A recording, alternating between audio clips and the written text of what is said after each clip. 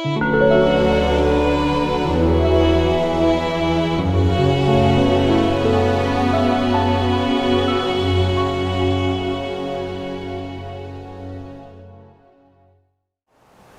I haven't been talking for 8 weeks already. I've been to Hong Kong and China and Thailand doing work regarding Buddhism.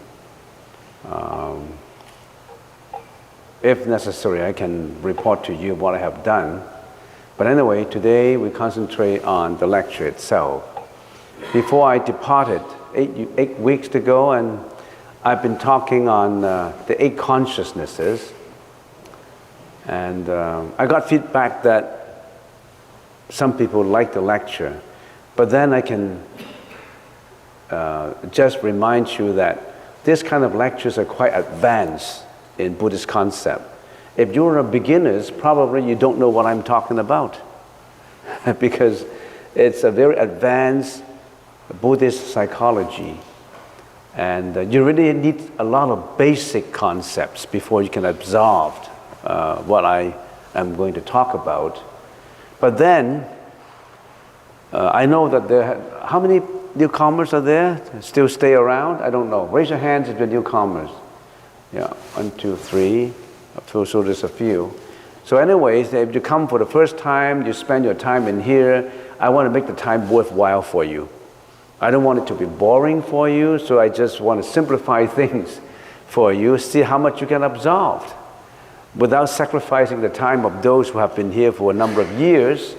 They already know the concepts, but let's bear simplification for now. So in my first lecture, this is the second lecture. In the first lecture, I've been talking about the 10 schools of Buddhism, the principles or the philosophy of Buddhism. In the beginning, Sakyamuni Buddha didn't categorize his teaching into 10 schools. It's just the later philosophers and later disciples, they want to split them into different categories so that it would be easier for some people who like certain philosophical concepts. In other words, coming to Richmond, there's not only just one road. There's so many roads coming to Richmond. Which road you take depends on where you live. Depends on whether you want a short drive, a long drive. So there's different, it's just like there's so many roads leading to Rome. The destination is one. But there's so many roads going over there. That's the reason why there are different schools of the Buddhist teaching. Now, this is what I talk about. The reality school, or the Abhidharma school, the Satya Siddhi school, Cheng Shi Zhong, the Three Sastra school, San Lun Zhong, Tian Tai, Gatlin school, Chan Zhong, Discipline school, Lü Zhong, Esoteric school, Dhammalasana school, Fa Xiang Zhong, Yogachara school, and Pure Land school. I've been talking almost for 1 hour. Oh no, not more than 1 hour, maybe a couple of hours on each of these different schools. I'm not going to repeat them again. And actually, what I would concentrate on for the later sessions, could be 20, could be 15, could be 30, I don't know, it depends on how we absorb it. I will be talking on the Yogachara school, or the Fa Xiang Zhong. So we said that the Yogachara school, one of the schools, brought Mahayana thought to its full scope and completion. It itself is not a specific meditation practice, but is meant to be applied as a descriptive tool to understand situations of actions and intentions of all sentient beings and develop a philosophy that facilitates enlightenment. So in other words, the Yogachara school is not particularly tuned to meditation, but if you're a meditator, you need to know what is in there in order to practice well. Consciousness is awareness of a self. The fundamental doctrine of the Yogachara school is that all phenomenal existence is fabricated by consciousness. Consciousness is the basis of all activities from birth to attaining enlightenment. All is based upon distinctions in the mind. Consciousness, in making distinctions between self and other, becomes a subject which treats everything else as object. Consciousness itself is real. It exists as a series or streams of successive moments, momentary awareness of events, each immediately replaced by consciousness in the next moment. Consciousness has no substantiality and is dependent on the consciousness of the preceding instant. You probably don't know what we're talking about in here because you need certain basic concepts to understand it. So the Yogachara school is about consciousness.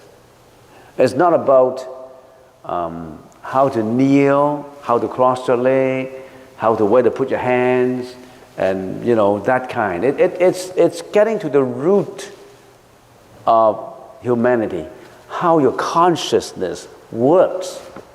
Because without understanding how consciousness works, how can you understand yourself? How can you understand the others? How can you understand the cosmic existence without understanding consciousness?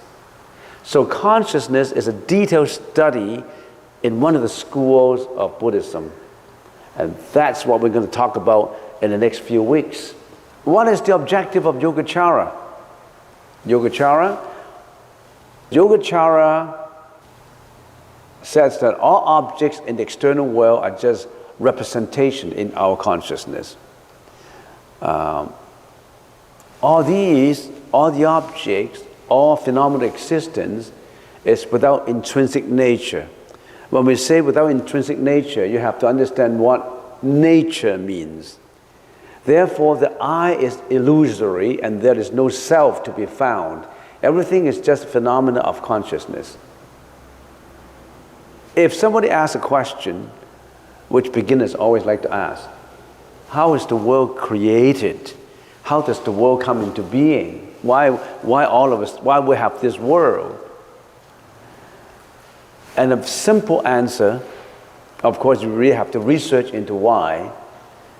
The world is created out of consciousness, not by God, out of consciousness. How, why, where, all these, we have to plow into it. We have to research into it in later sessions. It's easy to say everything is created by God. It's just like easy to say, Mom, at the kindergarten said, Mom, how do I come about? How is everything? Are you created by God? It's a simple answer to a very complicated question. The whole world has been created out of consciousness. How? We have to get deeper into it.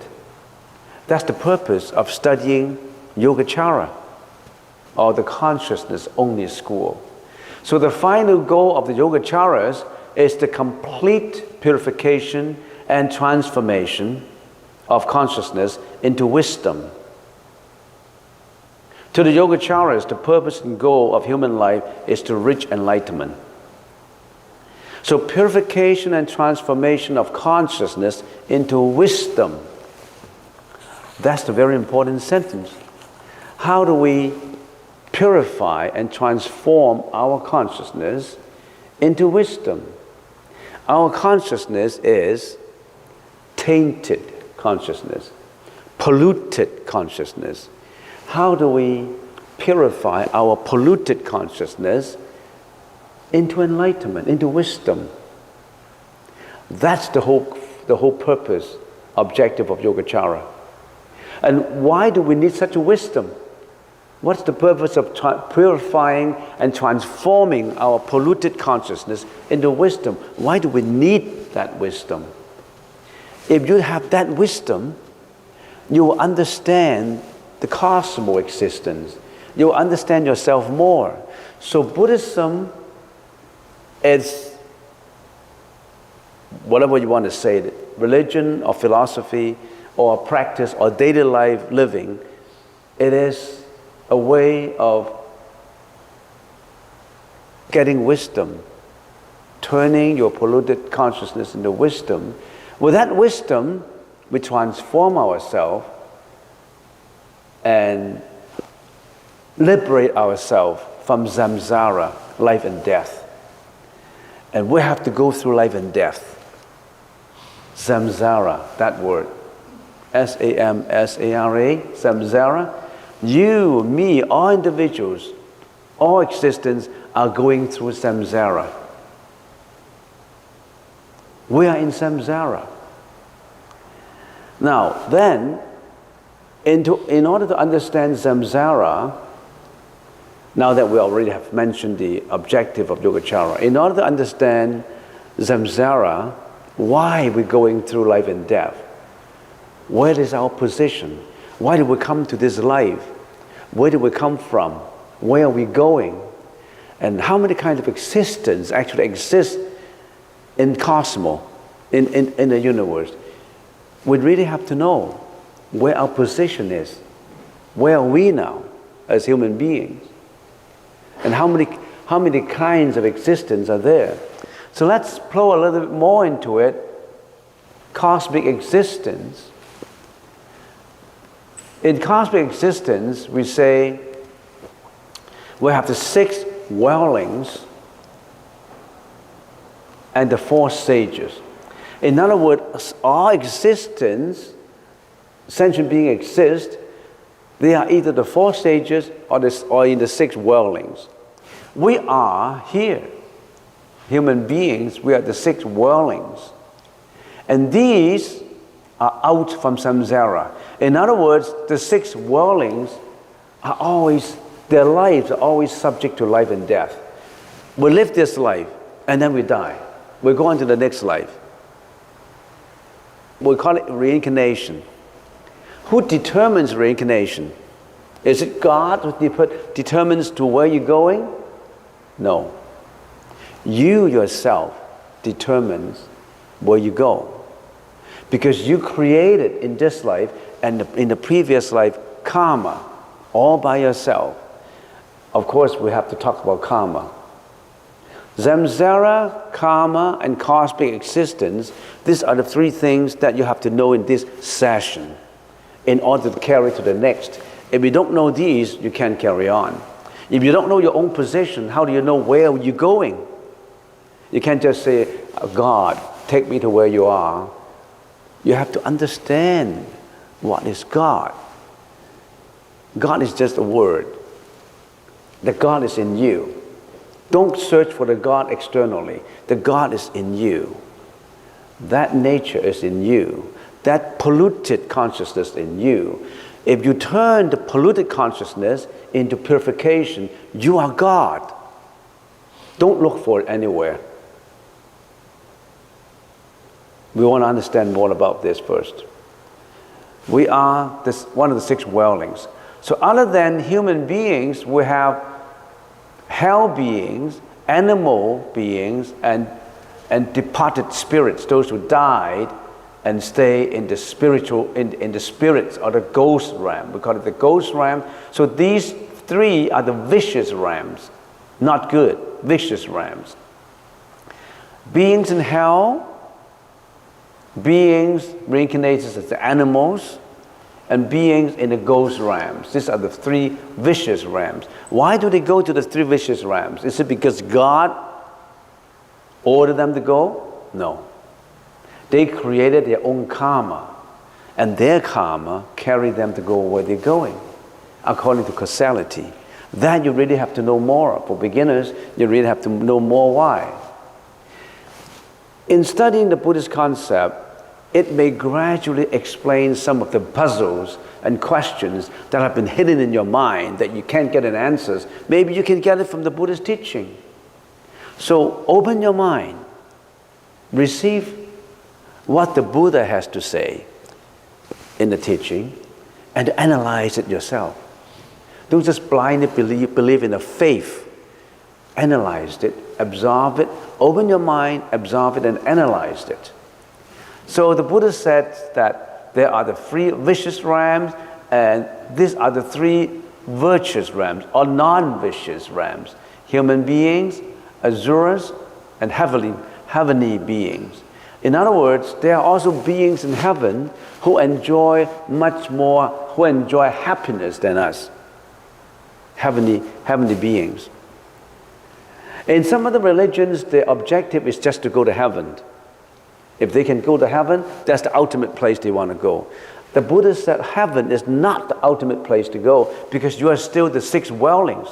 Because when you enjoy millions of life in heavens, and when karmic energy pull you down, you go to other realms too. It's not ultimate.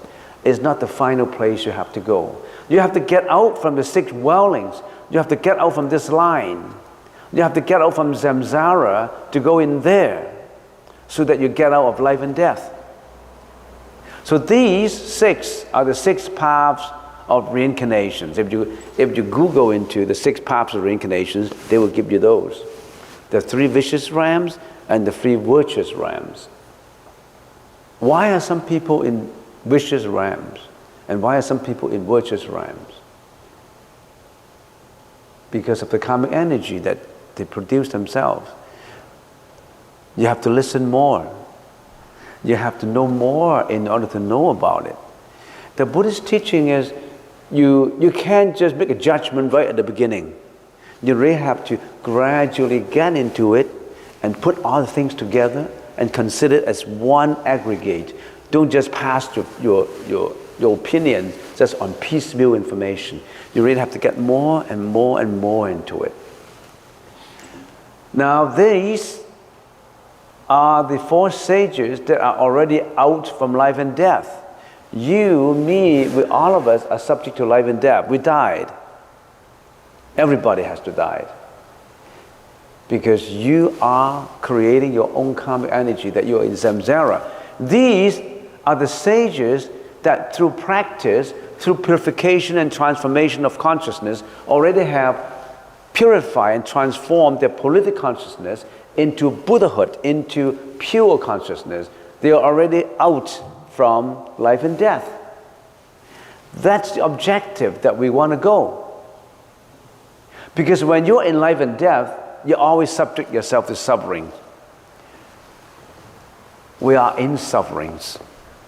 Everybody is in suffering. You, me. You cannot liberate yourself from suffering now. Do you know that all of us are suffering now?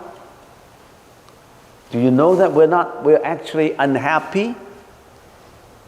We're happy sometimes, but we're unhappy because life is not satisfactory. Life is not perfect. It's not satisfactory. We want to go to the perfection, then you have to go on to the sage's practice. You have to go to that position.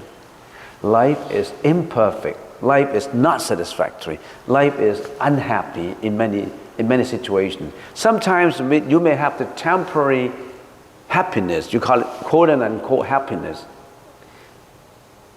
But if I ask you, if you always have the problems of aging, sickness, death, how can you be happy? If death is always not remote, it's always so close to you, how can you be happy? If aging is always waiting for you, sickness is always waiting for you, aging not only of yourself, of your relatives, of your family members, of your husband, of your wife, of your children, aging, sickness, death. If you're always confronted by those, how can you be happy? These people, these sages, they're already out. They're already liberated from all these sufferings. Because they are out from samsara. We are not. We are still in here. Do you want to choose that path to go to the four stages path where you don't have to subject yourself to sufferings? That's the objective of the Buddhist teaching. Not about prostration, not about worshiping, not about kneeling down, not about how to cross your leg, how to meditate. That's just the ways to get there. That's just the car you need to go to this temple from your home. That's just a tool. That's not a destination. You have to identify your destination, your objective in life. The Yogachara's objective in life is to how to get to purification and transformation of one's polluted consciousness into purity so that they can be liberated forever from suffering. Do you want to choose that path, or you still want to subject yourself to life and death all the time for millions and millions of years? Do you know that you were not in this form in your previous life? You were John in this life. You're not John in your last life. You were a man in this life. You may be a woman in your previous life. And if you really created a lot of bad karma, you know where would you go to in your next life? Maybe in the animal realm, or in the hell's realm. Considering all those karmic energy that we produce, get onto the news every day, newspapers, get onto the internet. What kind of karmic energy people created? Violence, sex, murdering, cheating, forgery, fraudulent representations, hatred, greediness, jealousy, international wars, family strifes, murder, rapes. What kind of energy people are creating? You know. However, not always bad energy. Some people, some philanthropists are creating good energy. Those who are always making good deeds, those who are always rendering compassion and kindness to individuals, those who are practicing benevolence, they are creating good energy. But what's the ratio? How many are creating good energies and how many people are creating bad energy? Considering that, how many people are always in this vicious realms? And you see, there's a lot you need to talk about it just in here. Find out your position. Where are you now? Do you know where are you now? Where are we now? We are here, human beings. Human beings. These are called the 6 reincarnations. 6 paths of reincarnations. And just look at human beings. There's inequality just in that realm. How come some human beings are healthier than the others? How come are happier than the others? How come some people are prettier than the others, taller and shorter and fatter? And how come people are more successful and some are not successful? How come some people were born in a broken home and some people born in a rich family where they enjoy a lot of luxuries? And how come all these inequalities? Is it because of God? Because of your own mom and dad who brought you all those? Everyone is different. Because everybody's karmic energy one created is different. What you have been doing is different from John, from Jeanette. We're all different. Because everybody is creating different karma. The Buddha's teaching is teaching us how to purify our karma in such a way that we can be liberated from karma. Do you want to know more about the Buddhist teaching in the purification of one's karma? Not about blind faith, about transforming your own self.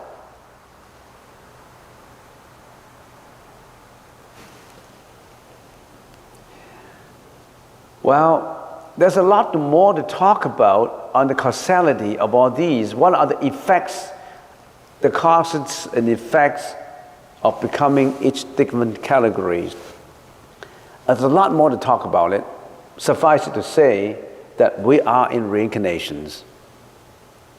And this is a world of imperfections, unhappiness. And we want to change it. We want to change our destiny. Don't you want to change your destiny? Don't you want to improve? Some people want to improve on outer appearance. You know what most people like to improve on? I want to get more money, I want to get more reputation, I want to get a good job, a family, a luxury home in Shaughnessy. I want to get all the luxuries in the world so that I can be recognized as one, as someone who's successful. They want to measure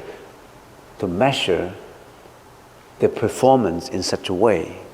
Other sages, you know how they measure? They measure performance in the purification and transformation of self, not of luxuries, of the spirituality of oneself. People put the wrong emphasis. Most of us put the wrong emphasis on life. And in the process of looking for more luxuries, they create bad karma. I always use a candle to compare life. You know a candle? A little candle? Every one of us is a candle. A candle burns and gives out flame.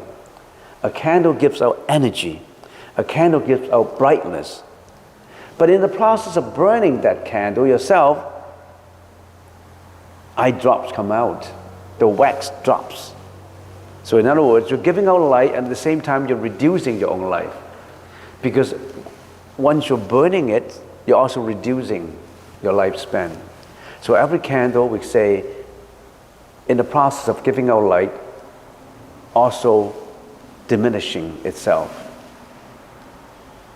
And everybody wants to burn that, to increase that flame, the magnitude of that brightness. Some people measure the magnitude of that brightness in fame and reputation and wealth. But the Buddha said that brightness is not determined by that. That brightness is determined by how you purify yourself. That consciousness, that purification, gives out light much brighter than just fame and reputation. There was a story at the time of the Buddha. At the time of the Buddha, there are many rich merchants like to donate lamps and lanterns to glorify the temple, to brighten up the temple, to glorify the Buddha. They always donate lanterns and huge candles and lamps and all that. Cost a lot of money. They want big ones, bright ones. And there was one poor girl who lived on begging. One day, she thought to herself, the reason why I'm a beggar now is because maybe my karmic energy that I created in my previous life make me become a beggar. I want to transform myself. But I want to indicate that transformation, my earnestness, by I want to donate something to the Buddha. I want to glorify the Buddha because the Buddha has been giving us ways for liberation. I want to glorify that. I want to donate a lamp. But she has no money. She had no money. So she sold her last possessions for a penny. And she used this penny to buy a candle to donate it to the Buddha. And when she was kneeling down in front of the Buddha, she made a prayer. Buddha, receive my lamp. I'm a beggar now because of what I've done in the past. I want to purify myself. I want to improve my spirituality. I want to donate this with the deepest devotion because you give us ways for liberation. So she gave a lot of devotion to that little candle. And she put it in front of the Buddha. And Alanda is responsible for touring all the candles to make sure that they don't become a dangerous fire hazard at nighttime. So almost at about midnight, so Alanda has been touring around, and all those lanterns donated by merchants and big lanterns and lamps, the fire were getting weaker and weaker and weaker until they all extinguished. No more fire, no more brightness. But Alanda saw this little candle still burning. The light is so bright that it's brighter than all those lanterns added together. And he found it to be so mystical. How come that happened? The little candle didn't give out that much light. So he asked the Buddha. The Buddha said that candle was donated with the deepest and the utmost devotion from the begging girl. So all of us is a candle. We're burning, we give out light. Giving out light is not to make more money, but the spirituality that you created in yourself. Try to get the emancipation, liberate yourself from samsara. That's light giving. You know how much light the Buddha gave? The Buddha was a prince, Prince Gautama. He practiced and practiced through ascetic practices and become the Buddha. And since he became the Buddha, how much light he gave out? He gave out the light for the enlightenment of millions and millions of individuals since 2,600 years ago. He helped a lot of sentient beings liberated from samsara into nirvana because of his teaching. He gave out the light. He didn't give out the luxuries. His light is not in the pursuit of materialism, materialistic pursuit. No. His life is giving out in self-practice and giving out the light, giving out the compassion, and giving out the teaching to all sentient beings for their liberations. That's the candle. You are a candle. How do you burn this life? Depends on yourself. Practicing purification, transformation is real burning. Giving out a lot of light. Because in the process of purification and transformation, if you become the Buddha, once you become the Buddha, a lot of other sentient beings will be enlightened. How many sentient beings were enlightened since the Buddha introduced his teaching? Immeasurable. He burned that light. He lightened up the whole universe. You have that light in you. You can lighten up the whole universe. Don't consider yourself as just a light of getting luxuries, a life of self-glorification. It's the light of giving out. Burn that candle in you. We know that every day you're burning it out. The eye drops, the wax drops drop onto the dish. But then you're giving out the light. I am that little candle. I want to learn how to give out that light, not just to my neighboring sentient being, to the whole universe, like the Buddha. You can be doing the same thing. Some people say the light is determined by how successful you are as a human being. If you're a business tycoon, you have billions of dollars, your light is very bright. No, it's not measured by how much money you have. It's measured by your benevolence to sentient beings, to all sentient beings, like the Buddha. You don't need money to burn that light. You need a mind to burn that light. It doesn't cost you a penny. Don't think that you have to drive a good car to give out that light. Don't think that you have to build a hospital to give up that light. Building a hospital probably would have a lot of people, but it's still a light. It's a light to benefit others, but there's a much brighter light in it. You have the qualifications, have that nature to burn that light. Do you want to do it in this life, or you want to still carry to the next life, carry your reincarnation to the next life? We are a candle, every one of us. Brighten up the world. Of course, you're burning yourself, but it's worth it.